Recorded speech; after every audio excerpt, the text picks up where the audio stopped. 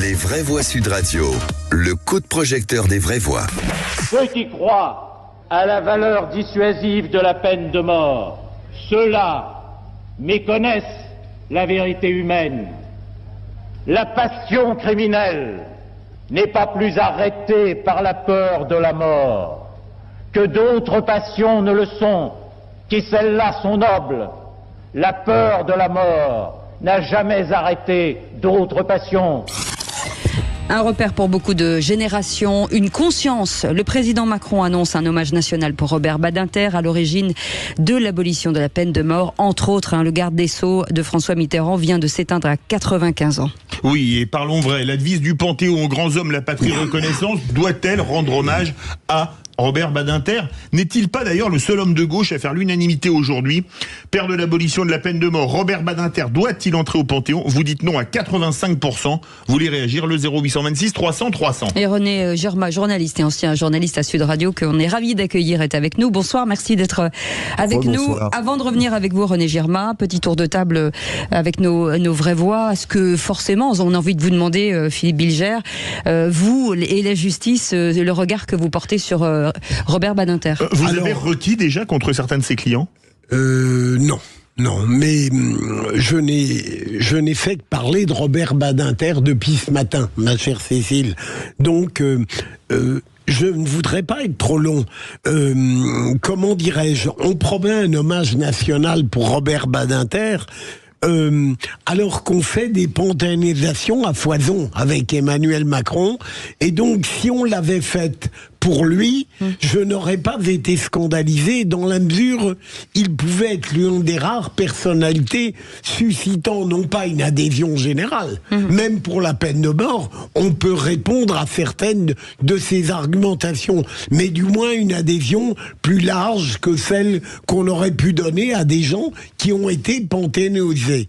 Donc, je ne veux pas alourdir, la personnalité de gauche est très appréciée par la gauche, par une partie de la droite, mais elle ne fait pas l'objet d'une adhésion unanime, mais en même temps, elle peut être panthéonisée. Si le président l'avait décidé, ça aurait été beaucoup moins ridicule que certains autres embauchements.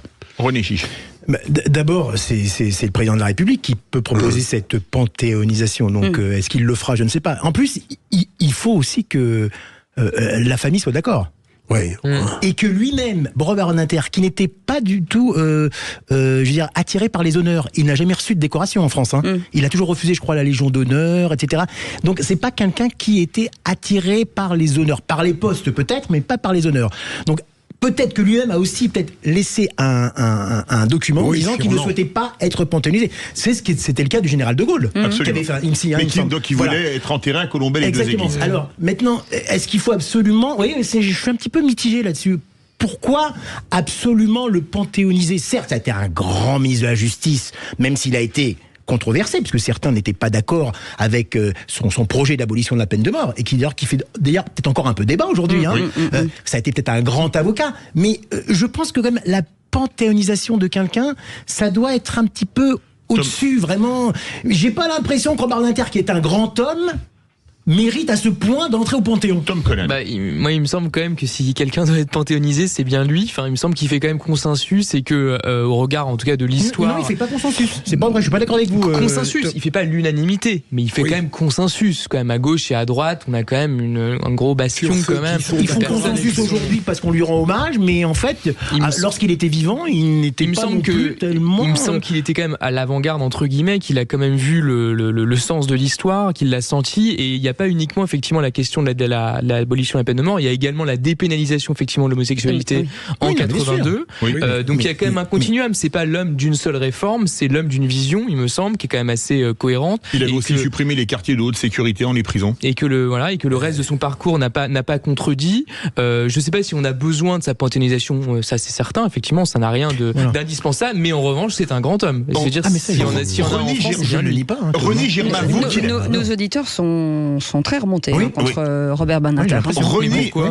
René Girma, s'il vous plaît. René Girma, vous qui l'avez vu plaider en 80, donc un an avant l'abolition de la peine de mort, Comment est-ce qu'il plaidait? Alors, il reste les bandes de son notamment du procès de Patrick Henry, par exemple, en 1977. Comment est-ce qu'il plaidait? Vous l'aviez interviewé, vous lui aviez parlé, racontez-nous. Oh, alors on avait regardé Robert Badinter surtout. Si on replace le procès de Toulouse dans le contexte, était jugé un dénommé Norbert Garceau. À 27 ans, il avait assassiné une jeune fille de 15 ans. C'était en 1953. Alors il est condamné une première fois par la cour d'assises des Hautes-Pyrénées. C'était dans les Hautes-Pyrénées. Il va sortir en 1972. Sa peine va être réduite. Il sort en 1972. Il trouve un emploi dans le Tarn. Il va récidiver. En 1978, il s'arrange pour faire monter dans sa voiture une collègue de travail et il va l'assassiner. Cour d'assises du Tarn à Albi, il est condamné à mort.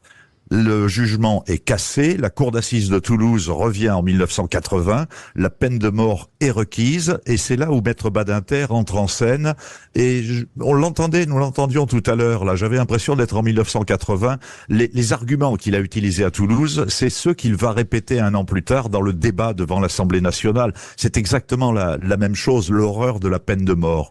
C'est ça, moi, ce que je retiens de ce procès. Philippe Bilger, vous avez connu des ténors du barreau, vous en avez eu quand même beaucoup aux assises de Paris. C'était pour vous un des grands ténors du barreau? Oui, mais ça n'était pas la plus belle éloquence. C'était une éloquence âpre. Il combattait au nom d'une cause. Et dans les procès auxquels notre ami fait référence, lorsque la lutte contre la peine de mort était devenue exclusive, puisque la culpabilité ne faisait pas de doute, et il est évident que pour Patrick Henry, par exemple, il a construit sa plaidoirie comme dénonciation de la peine de mort, et je crois que partout ailleurs qu'à Troyes, il y aurait eu la peine de mort.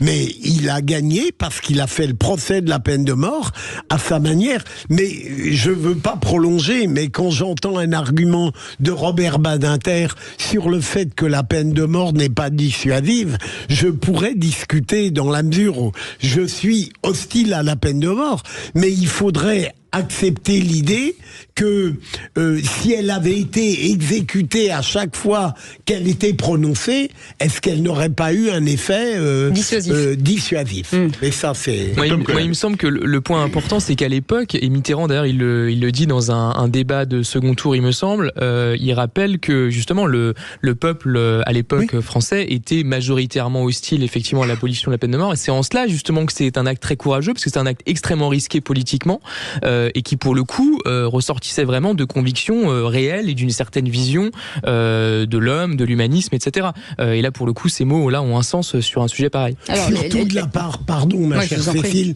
surtout de la part d'un Mitterrand, ancien ministre qui avait fait décapiter à tour de bras et qui l'a absolument soutenu. Alors, sans Mitterrand, ça ne passait pas. C'est exactement ce que disent nos auditeurs. Mitterrand en 95 avait demandé à Badinter d'être candidat à la présidentielle pour lui succéder. Ah si. À un moment donné, Badinter a dit non. Parce que 1, je suis riche, 2, je suis juif, et 3, j'ai fait voter l'abolition de la peine de mort dont je ne serai jamais élu. C'est ce que disent nos auditeurs, Philippe Bilger. Ce qui est cocasse, c'est qu'il ait été choisi par Mitterrand pour abolir la peine de mort, alors que ce Mitterrand lui-même a fait exécuter plus de 42 personnes durant la guerre d'Algérie. Normalement, on peut évoluer. Une forme de remords. Et Fred de Marseille nous dit l'abolition de la peine de mort a fait plus de morts de son fait d'être abolie.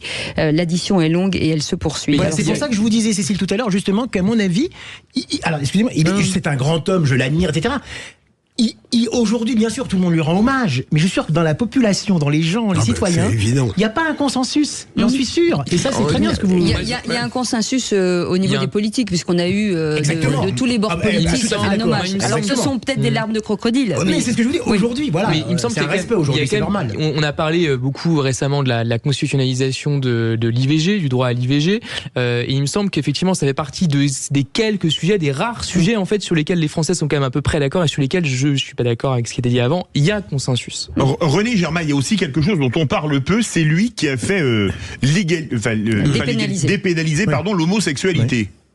Oui, absolument. Ça n'était pas du tout l'objet du procès de Toulouse. Non. Je voudrais rajouter que vous avez fait allusion au procès de Patrick Henry et des incidents. On se souvient, il y a des images très fortes, des incidents qui ont suivi la non-condamnation à mort de Patrick Henry. Il y a eu la même chose à Toulouse. Robert Badinter, pendant les 3 jours qu'ont duré le procès, était protégé, a dû être exfiltré du tribunal. Il y avait une tension extrême. Et je vais rajouter quelque chose. C'était vraiment un débat national à ce moment-là. Julien Clerc a assisté à tout le procès. Julien Clerc était le consultant du Nouvel Observateur à l'époque. Il en a fait une chanson d'ailleurs plus tard, l'assassin assassiné. Et puis il y avait eu également Michel Sardou. On lui a fait dire à Michel Sardou pas mal de choses qu'il n'a en fait pas dites. C'était les paroles de Jean-Loup Dabadi. Et à l'époque, politiquement parlant, est-ce que la droite était très virulente à l'endroit de Robert Badinter ? D'une certaine partie de la droite. Jacques Chirac a voté l'abolition de la peine de mort. Il était député à cette époque-là, il a voté l'abolition de la peine de mort. Il y avait eu aussi Toubon qui l'avait voté, Séguin qui l'avait voté, etc. Ah oui, il y en a quelques-uns, mais d'autres ont été plutôt dans une position de rejet. Mais encore une fois, il y a très très peu de sujets, j'ai l'impression, sur lesquels les Français s'accordent. On a quand même souvent tendance à s'écharper les uns les autres. Je parle pas sur Sud Radio, où c'est justement très pacifique et où ces oppositions sont très pacifiques. Mais dans le reste de la société, ça ne l'est pas. Et encore une fois, il y a quelques sujets. Prenons même un sujet qui peut paraître plus anecdotique, mais qui l'est quand même pas, sur le mariage pour tous, qui a aussi suscité beaucoup d'opposition de la part de camps plus considérés comme conservateurs ou réactionnaires ou ce que vous voulez. Et aujourd'hui, plus personne reviendrait sur cette réforme. En tout cas, ça paraît assez peu. Bien sûr, c'est pas la même chose, mais il y a peu de sujets sur lesquels il y a un peu un effet cliquet. Personnellement, je suis pour l'abolition de la peine de mort. J'approuve totalement. Mais je suis sûr que, justement, si dans ces périodes d'insécurité aujourd'hui, si aujourd'hui on faisait un référendum, je suis pas sûr que les Français voteraient pour l'abolition. Ça ne veut pas dire que pour autant, ça serait souhaitable de le rétablir. C'est ça. Non, pas du tout. Quand vous parlez de consensus, Tom, ça n'est pas vrai. C'est-à-dire qu'il y a peut-être une majorité qui adhère à cet humanisme, et je le partage, mais il y a beaucoup de gens, ils sont coincés simplement aujourd'hui. On ne peut plus revenir dessus. Merci en tout cas René Girma, journaliste. Merci en tout cas. Merci René. Ravi de cette grande figure de Sud Radio, de vous avoir eu aujourd'hui. On vous remercie en tout cas de nous avoir accordé cette interview. À très bientôt en tout cas, on espère. Merci beaucoup.